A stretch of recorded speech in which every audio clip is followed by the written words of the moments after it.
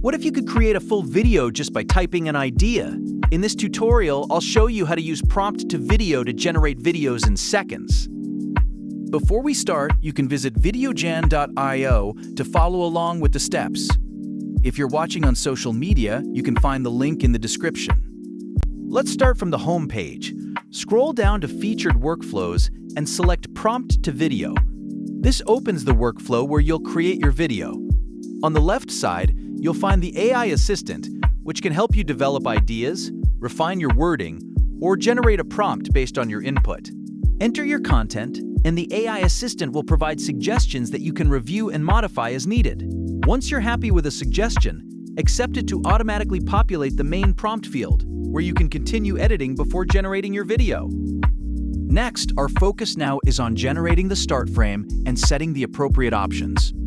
You can also upload reference images to help guide the visual style and composition of your video and set the screen ratio to match your desired format.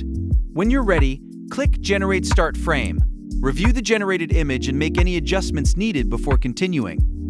Once you're satisfied with the result, configure your video settings, select a quality level, either standard or high, and choose a duration between 1 and 15 seconds. Keep in mind that higher quality settings and longer video durations will consume more AI credits. The final step is generating your video and reviewing the output before exporting or sharing it.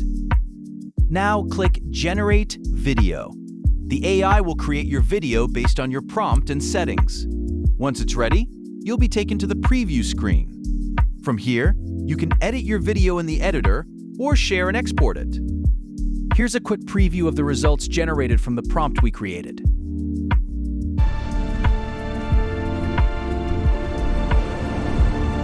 Prompt to video makes it easy to turn ideas into videos, fast.